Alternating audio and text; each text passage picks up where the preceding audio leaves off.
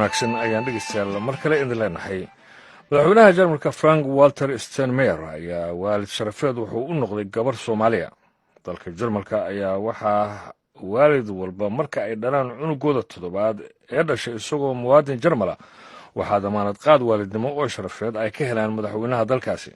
arrintanna waxa ay soo bilaabatay sanadkii 1949 xilligaas oo ilaa iyo sanadkii 2016 79825 carruur ah ay madaxweynayaasha Jarmalka u soo noqdeen waalid sharafeed. Zainab Jaamac Cali ayaa ah cunug sagaalaad ee qoys Soomaaliyeed oo hore aan uga warqabin fursaddan inay u furayd markii ay dhaleen cunugoodii toddobaad. Jaamac Cali Xandulle ayaa ah aabbaha dhalay Zainab oo waalid sharafeedka u noqday madaxweynaha Jarmalka. Falastiin Axmed Iimaan ayaa weydiisay bal goorta uu yimid dalka Jarmalka. dalka Jarmalka waxaan joogay 12 sano. markaas kadib miyay carruurtaadu dhasheen mise adoo carruur lahaa soo degtay Jarmalka? qaarna waa la carruurta inta badan halkaan ku dhasheen carruurta. marka dhawaan waxaa la sheegay in madaxweynaha Jarmalka mid ka mid ah carruurtaada uu maaragtay waalid u noqonayo oo si waalid sharafeed.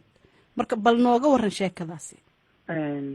gabadhaydu waxay dhalatay 24 bishii 6 2019 laba bil ka bacdi ayaan antaragaas waxaa ii soo jeediyey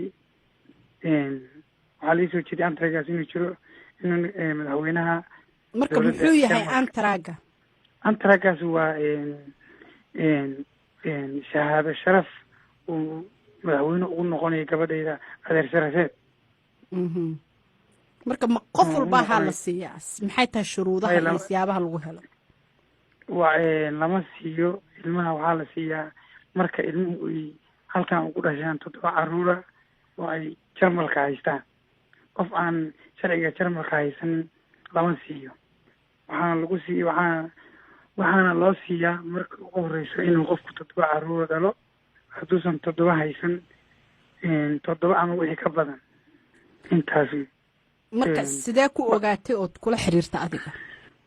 waxaan kula xiriiray maalin anoo meel maraya ayaan waxaan wada kulanay in iga rabdo Axmed Kadiye. markaas Axmed Kadiye wuxuu ii sheegay inuu intaas carruur haysto meesha joogtay. maalin dhowtaan computer akhrinaya waxaasan arkay ma ka codsanaysaa mise kama codsanaysa? waa ka codsanayaa maahan haddii arrinkaasi jirto. sidii baana ku codsanay. marka sidee u codsatay? ma formaa la buuxiyaa ma warqadaa u dirtay? maxaa samaysay? form baa la buuxinaya. formka markaa buuxisid ishtaadka ama magaalada aad joogtid waxaad geynaysaa xafiis ay leeyihiin. xafiiska madaxweynaha geynaysaa. kadibna ayaga waxay kusoo dirayaan ballan kulana ballamaya. haye marka warqadii aad dirtay waa lagu soo jawaabay? waa la ii soo jawaabay. ballanka maanta ay siiyeen waxay yidhahdeen 30 bisha 2 duhurnimo nooymo. haye saankaan tagnay 2 duhurnimo. xafladaas iyo shahaadadii iyo madaxweynaha sawirkiisa oo shahaadadii la socotay sawirkaas iyo wax lacag hadiyada iyo 2 kaloo hadiyada u badanna way siiyeen. waxaana kale iga ballanqay gabadha intay joogto madaxweynaha adeer u habay yidhahdeen waxa ay rabtana way ka codsan kartaa. marka maxaa isleedahay marka fursadaha ay ka heli karto in madaxweynuhu adeer u noqdo maxaa ka mid ah? waxyaalo badan baa ka mid ah sida waxbarashadoo kale, korinteedoo kale. waxyaalahaas oo dhan baa ka mid ah. waxbarashada qof la yiri dee madaxweynihii baa adeer u ah.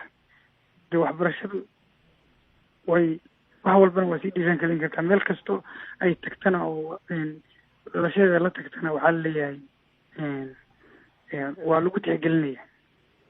marka madaxweynuhu hadduu dhaco ma madaxweynahanay la dhacaysaa mise madaxweynuhu yimaada adeer u noqonaya? madaxweynuhu yimaada kaasna adeer u yahay. madaxweynuhu yimaada soo adeer habo kana adeer u yahay. marka waa wax soconaya ma ahan wax ku eg halkan madaxweyne? wax ku eg maaha. marka sidee gabadhaada iyo adinka qoys ahaanba aad u dareemaysaan arrintaasi? wallahi de anagu waxay arrin farxad leh noo tahay. waddankaana de waddan intaas sano ku nooleen waxyaalo badan oo de waddankaana waa aragtay dadka ajnabiga ahi waxyaalo badan ay iska helin inay ka heshaan aanu ku rajaynayna. marka wax xiriir ah qaab ay ula xiriiri karto madaxweynaha ma jirtaa haddii gabadhaada ay u baahato kale oo ka fudud sida qofka caadiga kale muwaadinka ah? waxay ugu fududahay magaceeda iyo waxay leedahay siri number ay leedahay oo ay kula xiriiri karto. ha